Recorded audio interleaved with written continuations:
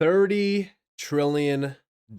Just for reference, that is a 10x from our current valuation of the total crypto market cap.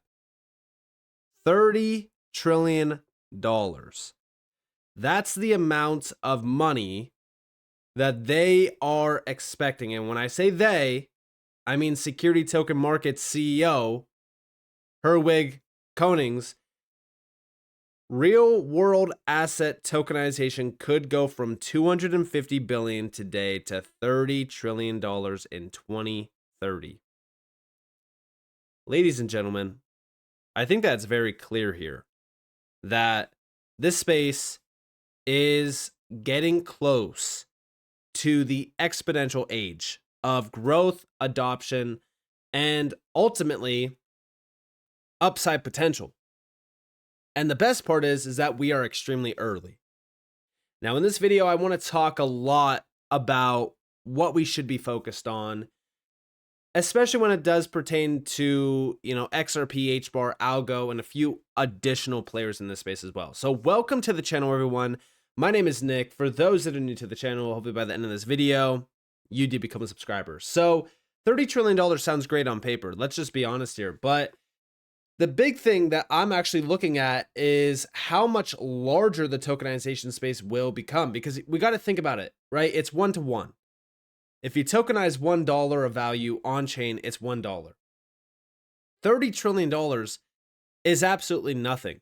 In fact, it's a drop of water in a bucket compared to the largest asset classes out there that will eventually live on chain. We're talking about, real estate, we're talking about equities, stocks, bonds, etc. So if we're thinking about the actual outreach here, it's in the quadrillions of dollars. Now we'll get to that here in a second, but let's go over here, because now the biggest players out there like JP Morgan, BlackRock, even Citi has also, been telling us like, listen, tokenization is going to be huge. But we have here that insight. On-chain RWAs are gaining traction as BlackRock and JP Morgan push tokenization. Analysts predict TVL could hit $50 billion this year, a major shift for crypto. So if we're thinking about, $50 billion being the top for RWA tokenization this year, which we don't know what's going to actually be the top for the value of, 50 billion or in terms of RWA TVL, we just have this 50 billion to go off of from JP Morgan and BlackRock. But say for so 50 billion is the top, right? That means that within the next 5 years after, in order to hit $30 trillion, we're going to have a very large accelerated amount of tokenization endeavors. What could that be? Well, I do think that stocks are going to start to be tokenized in a big way. I also think that stablecoins are going to be a very large player in this as well, because again, we're talking about tokenizing fiat currencies. The FX market itself is moving $7.5 trillion a day.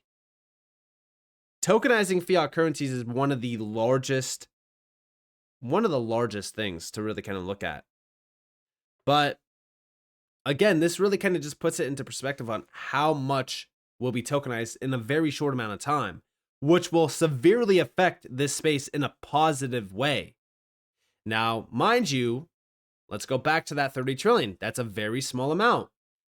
Don't believe me? It's okay, you don't have to. Let's go over here. $1.7 quadrillion cross-chain opportunity from Axler. They're quoting the HBAR Foundation, and here we actually have the team at Archix sees tokenization as a $1.7 quadrillion opportunity. Check this out. What other products do you see Archax kind of being interested in or getting involved with in the future? In our analysis of global financial markets, we think the opportunity is $1.7 quadrillion. So it's $1,700 trillion. If you add up everything, it's a massive opportunity. And all of that can be tokenized, and all of it will be tokenized because it's a more efficient way to handle financial instruments. It's a more efficient way to run financial markets. It just makes so much sense for a myriad of reasons. So it's coming. So there you guys have it, right? $1.7 quadrillion opportunity. Now you might be saying, well, this sounds way too good to be true. Well, let's think about what's been happening over the last couple days, right? We've been hearing a lot about Elon Musk and, Trump saying, all right, well, let's move everything on chain. Government spending should be tracked on chain. Well, that's an accelerant, right? Like that's accelerating this tokenization effort. Everything will be on chain. It makes a lot of sense because every single thing around finance should technically be on chain, especially when it does pertain to government spending, being able to track and trace it, being able to hold, governments accountable for their actions. That should 100% be a thing. I mean, think about it like this, right? You pay taxes. If you pay taxes and you make a mistake, they hold you accountable. If you pay taxes and you did something wrong, well, now you're getting audited. Why shouldn't citizens that are paying into a government be able to track and trace where our money goes? If we are being held accountable, why shouldn't the government be held accountable? Everything will soon be on chain because of this. Everything should be able to be tracked and traced. Now, is there good and is there bad? And even is there ugly around this being a reality as well? 100%, right? You can't get good without bad. But the big thing that I'm really kind of focused on here is what's happening around this technology. I mean, listen, tokenization of everything is going to be, it's already happening. It's already started. We know that this has already started when you have big players like BlackRock here, JP Morgan here, the big institutional players, Wall Street players. It's already becoming a reality. But the thing that I'm mainly focused on is how can we, as retail investors, be a part of this in a big way? Well, the best way to do so is by focusing on the players that are being adopted. Generation Infinity put out a great post regarding the $30 trillion tokenized, market by 2030. Now, I'm not going to read all of this because, listen, this is a great report. I think everyone should go check it out. There's just so much within this that we could talk about, right? There's so much happening within this. But one thing that I will say is they put a great spotlight on some of the best announcements happening around the tokenization market. In fact, they put a spotlight on HBAR, XLM, XDC, Algo, and Avalanche. These are some great networks to focus on, especially if you do want to get behind the tokenization space in a big way. But I do wish that XRP and Ripple would have been focused on a little bit. Reason for that being is because we have been witnessing some very big moves happening around Ripple. We know that there's been some very big moves happening around Ripple.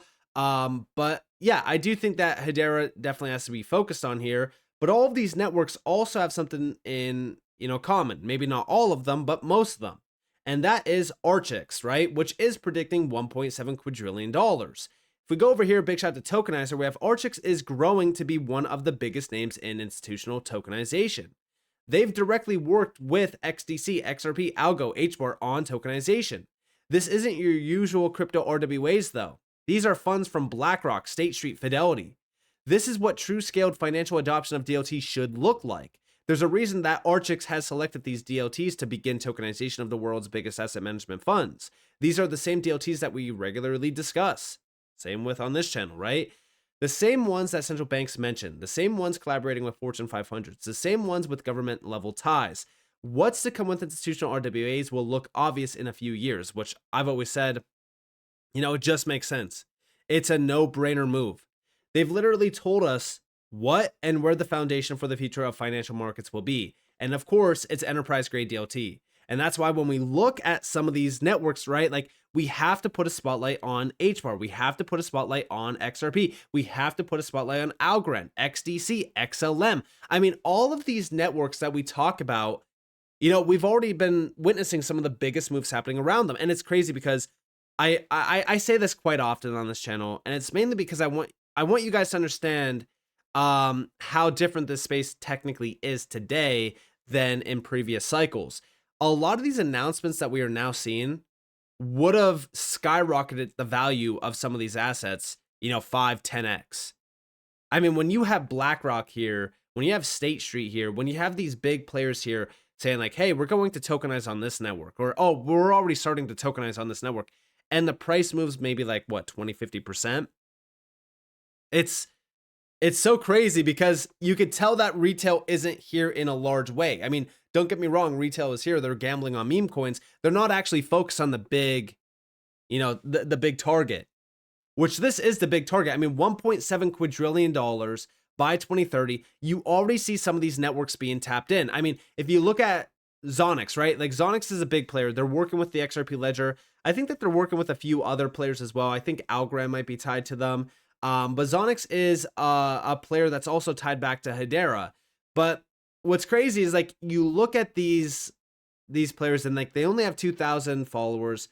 But then when you actually look under the hood, like these are big players, and they're already collaborating with some of the biggest names in the space.